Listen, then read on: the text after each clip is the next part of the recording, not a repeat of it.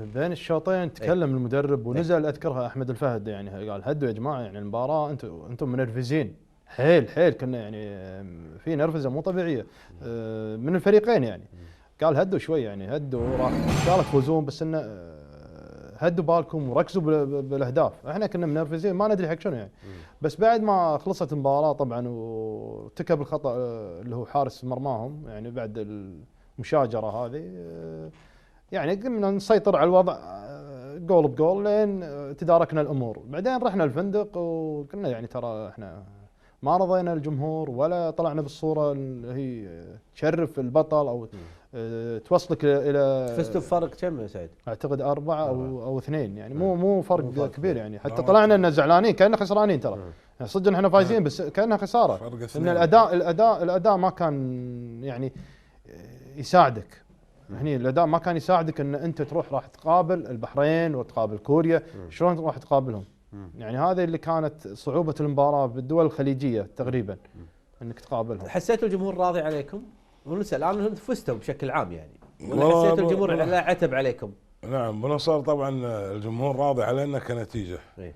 فاحنا كلاعبين ما كنا راضين عن المستوى اللي قدمنا بيناتكم. إيه؟ اي نعم نعم. نفس الليله بعد العشاء صار عندنا جمعه احنا كلاعبين، وقمنا نطالع قبل لا نقعد ويا الجهاز الفني نطالع المباراه بالفيديو، وكنا يعني نتشرح على بعض ان المفروض يصير كذي بهاللحظه هذه، المفروض الفلان ينزل هني، المفروض. فكنا نصحح اخطاء بعض. يوم جينا الحصه التدريبيه بمشاهده الفيديو على اساس تصحيح اخطائنا مع الكابتن اناتولي. طبعا اناتولي ما كان يهتم اذا انت خلصت من الفريق، ما كان يعني يحط لك جيم كامل، لا اللقطات اللي المفروض يصير فيها يعني نعم بالهجمات او بالدفاع. فكان يشرح لنا يعني شرح مختصر. احنا كلاعبين لا، بنفس الليله اذكر قعدنا اللي كانوا الستارت بالجيم، قعدنا ويعني طلعنا نقاط ضعفنا، واعتقد اتفقنا كلنا نقاط ضعفنا ان كانت النرفزه والاستعجال الزايد. كانت نرفزه عندكم سعد؟ ليش تلعبون كون ضغط الجمهور عليكم هو ولا الامارات يفاجئكم؟ هو ضغط الجمهور، بس باثناء حصه الفيديو كان يتكلم اناتولي، يعني يقول انتم يعني وياكم تلعبون للجمهور، يعني انت ما تلعب للجمهور، لا تلعب اي لاعب. هني لو تلاحظ في بعض اللاعبين يبي يطلع مثل اني انا بالافضل، تكون الفرصه له 50%. صح.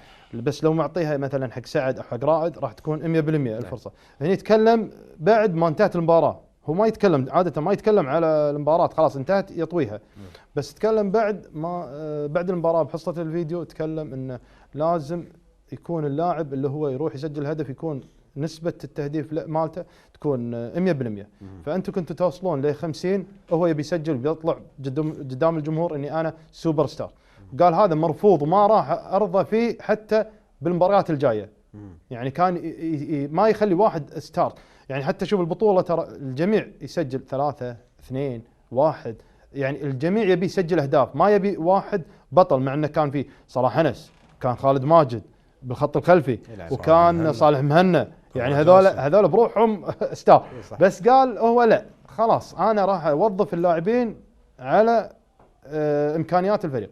وهذا الشيء الزين اللي حاول يتداركه وتداركه الاتحاد، يعني هذا شيء طيب ترى.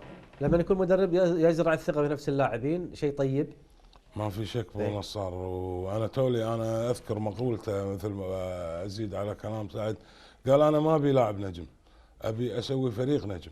حلو، هذا جميلة. يعني مقولته كنا نذكرها كلاعبين، وكان يقصد فيها اشخاص مثل ما تقول، مثل ما تفضل سعد، انه يلعب للجمهور، منفرد بالجول و50%، يعني نسبة تصويبك على الجول 100%. كان يوصل رسالة قصدي. كان يوصل رسالة بس ما كان يخص فيها غير مباشرة. ما غير مباشرة. هني طبعا الكل استوعب الفكرة، ويمكن هذه هالكلمتين فادونا حق المباراة اللي بعدها. نعم. طويتوا صفحة مباراة الإمارات بكل أحداثها بكل أمورها، ودشيتوا في مباراة البحرين. شلون دشيتوا سعد مباراة البحرين؟ شنو اللي دار في بالكم قعدتوا؟ شوف مباراة البحرين انا يمكن اول مباراة لعبتها سنة 93 93 او 92 في البحرين ضد الفريق البحريني. حتى كانوا يعني ترى بالذات الجمهور البحريني يعشق كرة اليد. اي في المرتبة الأولى يعني عندهم اليد هي المرتبة الأولى. فكان أول مباراة بالنسبة لي كانت فيها رهبة للمنتخب البحريني. فريق كان عنيد، وكان بعد الغزو أذكر أنه فاز على المنتخب الكويت في اليابان، وصارت فيه أحداث وهذا، بس أنه كان متخوفين منه. وكانت أول مباراة هي 93، بس في 95 أنا كانت الرهبة راحت مني. لعبنا في 95 الرهبة راحت طبعا. دشينا مباراة جدية. فريق البحريني ندري انه فريق عنيد وفريق قوي لا يستهان فيه. كان اذكر وقتها سعيد جوهر والله ما اذكرهم يعني. يعني كان الفريق هم مؤهل انه ياخذ الكاس، مؤهل انه يحتل من فريق صعب البحرين كان. فريق صعب لا يستهان فيه. قبل الخوض على الحديث في حديث مباراة البحرين نشوف ايضا الحديث تقرير عن مباراة البحرين، ثم نعود من جديد. ابقوا معنا.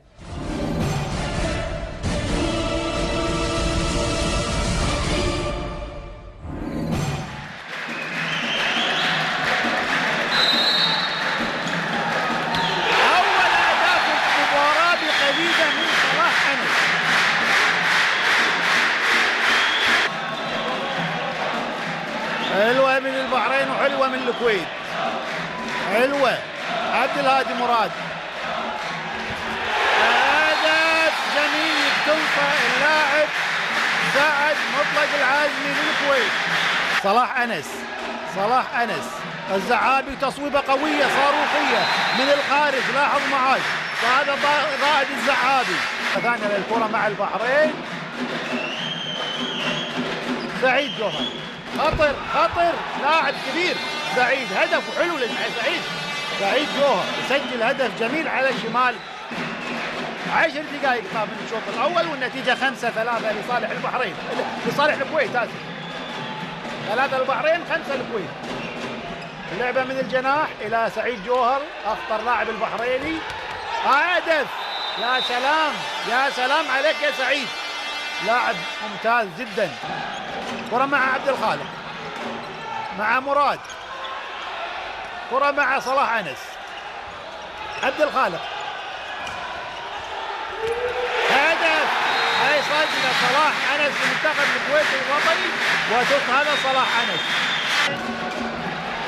كرة مع الكويت، علي مراد منفرد. هدف! وسجل صلاح أنس يسجل هدف في الكويت. قلة الأهداف دليل على قوة الدفاع، ودليل على صاروخية عجيبة، كرة صاروخية عجيبة من صالح المهنا اليوم. والكرة مع صالح المهنا منتخب الكويت.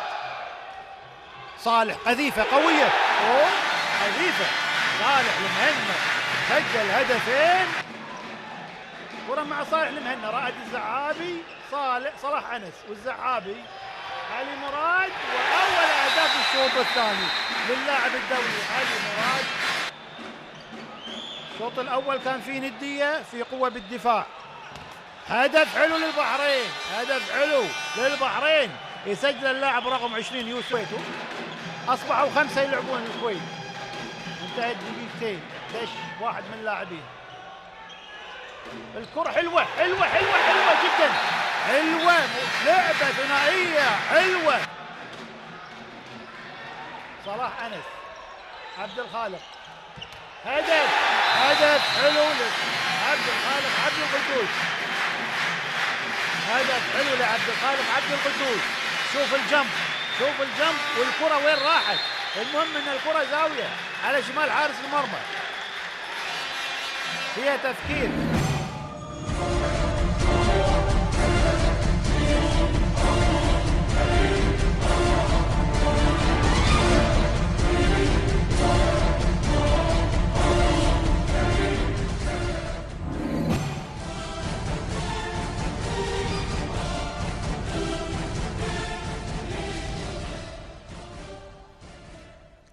نعود احبتنا من جديد في رحله البطوله والحديث عن فوز المنتخب الوطني لكره اليد ببطوله كاس اسيا 1995 مع نجمين متالقان في تلك البطوله رائد الزعابي وسعد العازمي.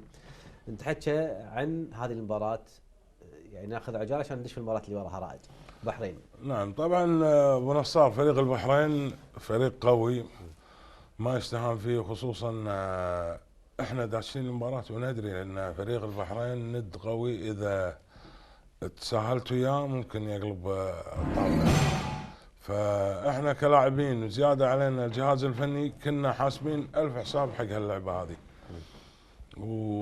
واخذنا الجيم اعتقد واحده ما جينا من الاول شيء، لا كان يعني على مدار الشوطين كان ينافسنا المنتخب البحريني لاخر دقائق. تحس انها كانت صعبه المباراه سعد العازمي؟ حيل صعبه. صعوبه من اي ناحيه كانت؟ يعني البحرين كنا نفرق عليه فرق 3 يوصلنا التعادل، نفرق فرق 2 يوصل التعادل، يعني ما سلم المباراه بالساهل، يعني ما كان يسلمها بالساهل، وكان عنيد حيل يعني كان يعاند، وكان في اصرار انه ما يخلون المباراه.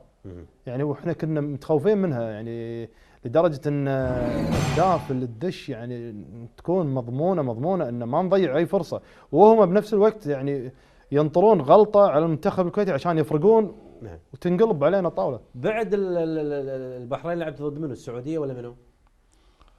اعتقد السعوديه. هم كانت مباراه صعبه بالنسبه لكم؟ كل المباريات صعبه ونصر، بس المباراه الاولى اللي هي مع الهند هي اللي كانت مباراه سهله. مباراه السعوديه شلون كانت سعيد؟ والله انا ماني ذاكرها حيل، بس انه يعني هم فريق السعودي كان مؤهل، يعني انه من الفرق القويه هناك. يعني كل ما لك قاعد تصعد المباريات اصعب. هي شوف المباريات صارت سبحان الله، يعني كانت مباريات تصاعديه بالمستوى، حتى يعني شوف من لعبنا من الهند خليناها، صارت الامارات، بعدين البحرين تصاعدي، بعدين المنتخب السعودي كان المنتخب السعودي افضل من المنتخب البحريني، بعدين لعبنا هم مع المنتخب البحريني. نعم. اي انتم بعد بفوزكم على السعوديه لعبتوا ضد البحرين. اي لعبنا مره ثانيه. اي نشوف احبتنا تقرير لمباراه منتخب الكويت والبحرين ثم نعود من جديد. ابقى معنا.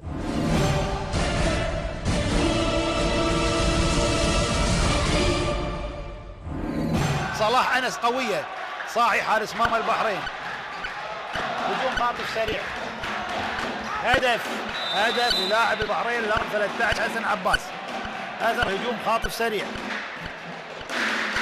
علي مراد قلت لك راح يميل للعب الفردي، الاعصاب موجوده حتى لو يقول لهم المدرب، مهما قال لهم المدرب ما. هدف لعلي مراد، اللاعب المتألق اليوم علي مراد، هذا علي مراد رائد. علي مراد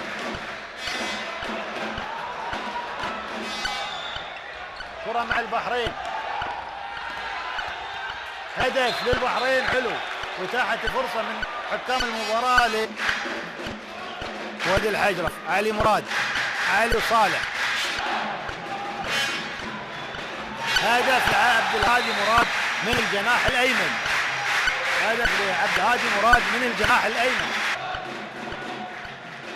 والكرة مع الكويت، علي مراد وعبد الهادي مراد. علي قلت لك اللي تألق اليوم علي. لمهنة قوية، هدف لصالح لمهنة، هذا صالح لمهنة، هذا صالح لمهنة. علي مراد، وليد الحجرف، ماهر وليد، قوية قلت لك علي مراد، علي مراد، هذا علي مراد.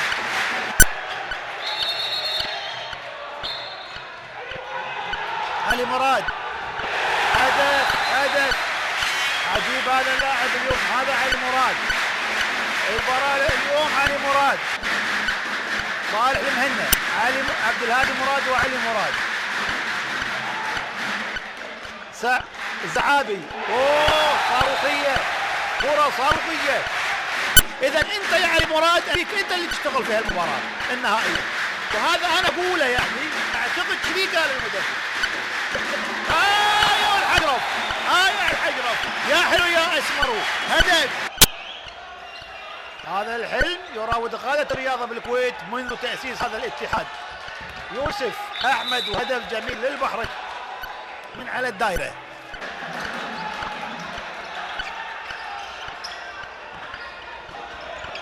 علي مراد وهدف يسجل علي مراد. اليوم علي مراد يتألق في المباراة هذه. شوف علي مراد خطواته والتصويب وهدف على يمين حارس مرمى البحرين. هدف حلو، هدف حلو لعلي مراد.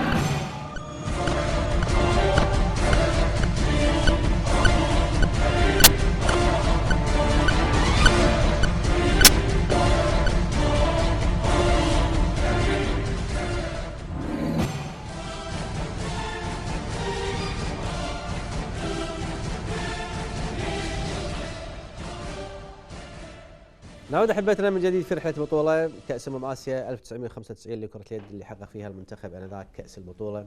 كابتن رائد الزعابي، مباراه صعبه كانت، دور قبل النهائي امام البحرين، ثم تعود العجله كما كانت من بدايه البطوله. نعم طبعا ابو نصار مثل ما قلت لك، هي من بعد مباراه الهند كل المباريات صعبه وكل مباراه بطوله.